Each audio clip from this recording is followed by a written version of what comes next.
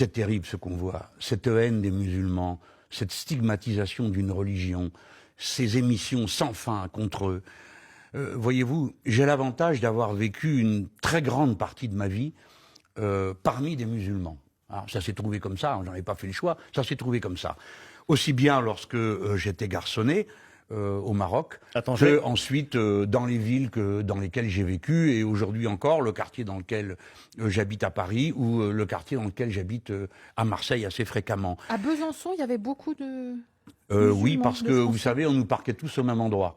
Alors tous ceux qui avaient des petits revenus, pouf, on était tous au même endroit. Donc j'étais dans la cité planoise à Besançon, et là on y mettait les immigrés, les pauvres étudiants et les pauvres travailleurs. Donc on mettait tous les pauvres ensemble, et il y en avait une grande quantité parmi les immigrés. J'ai toujours vécu, donc je n'ai jamais ressenti le danger que certains croient ressentir en voyant des musulmans. Certains, c'est qui pour vous? Ceux qui y ont intérêt.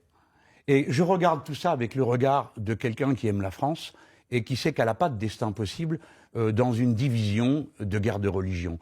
J'adjure ceux qui m'écoutent d'entendre le récit de leur histoire. Pendant 1000 ans, on a persécuté les Juifs. Le roi Saint-Louis leur a mis la rouelle.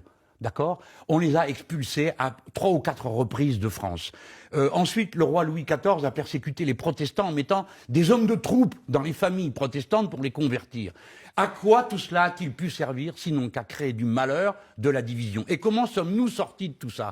Par la laïcité et par l'unité de la citoyenneté. Alors, les musulmans sont les juifs d'hier, les protestants d'hier. J'ai l'impression en tout cas que la religion musulmane est aujourd'hui montrée du doigt par un certain nombre de gens, qui sont d'ailleurs les mêmes. Hein. Je veux dire, c'est les mêmes qui montraient du doigt les juifs, les mêmes qui montraient du doigt tout ce qui ne leur convient pas, leur paraît étrange ou leur paraît bizarre. Alors, c'est vrai que certaines formes de pratique de la religion peuvent paraître choquantes. Personnellement, moi je trouve ça bizarre que des femmes se rasent la tête et se mettent une perruque dessus, je dis ça pour les juifs, ou une kippa sur la tête, ou d'autres une croix grosse comme un bras autour du cou, ou d'autres, tel ou tel signe religieux, voilà. Alors, mais on doit prendre sur soi, on doit se dire que ce sont des formes, ma foi, c'est dans la vie, qu'est-ce que vous voulez y faire ?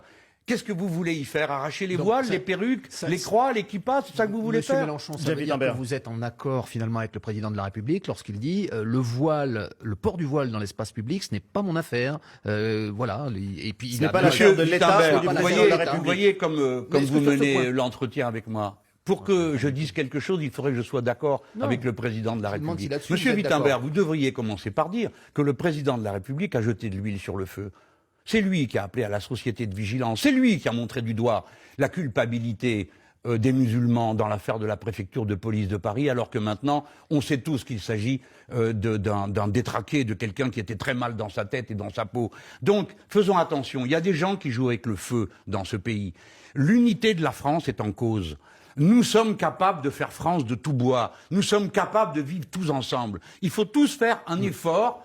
Mais cet effort ne peut pas consister par demander à des gens qu'on va montrer du doigt, retirez votre pantalon, enlevez votre foulard, retirez votre boucle d'oreille, enlevez votre kippa. Non, je ne suis pas d'accord avec ça. Sans défendre une seule seconde le président de la République, vous ne pouvez pas dire qu'il a attaqué les musulmans lors de la cérémonie à la préfecture de police. Je dis, écoutez, non, vous ne le défendez pas, vous êtes en train de l'accabler, je le vois bien. Non, pas et du votre réplique est pleine d'impertinence. Ce n'est pas le sujet du débat du jour. Bon, écoutez, non, je n'accepte pas, je peux le dire quand même, évidemment. Je n'accepte pas que pour défendre une position, je sois obligé d'être d'accord avec celui-ci ou cela. Je dis au président de la République que par-dessus son appartenance de parti, par-dessus tout, il doit y avoir l'amour de la patrie. Et la patrie, elle peut être que républicaine, c'est-à-dire rassemblée, et on ne doit pas montrer du doigt les gens d'une religion. Les 99,9% des musulmans, comme 99,9% des juifs, demandent qu'on leur foute la paix, qu'ils puissent pratiquer leur religion dans le secret de leur cœur. Et moi, je leur dis une seule chose, aimez la France comme je l'aime moi-même,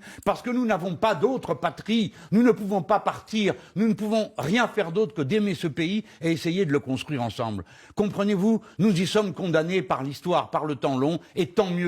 Il vaut mieux être français, liberté, égalité, fraternité, que membre d'un pays où on vous met honneur et patrie et je ne sais quel autre symbole qui n'a aucune signification humaine. Nous sommes capables de vivre ensemble. C'est ça qu'il faut dire. Il faut arrêter de montrer du doigt les musulmans. Arrêtez de montrer du doigt les musulmans.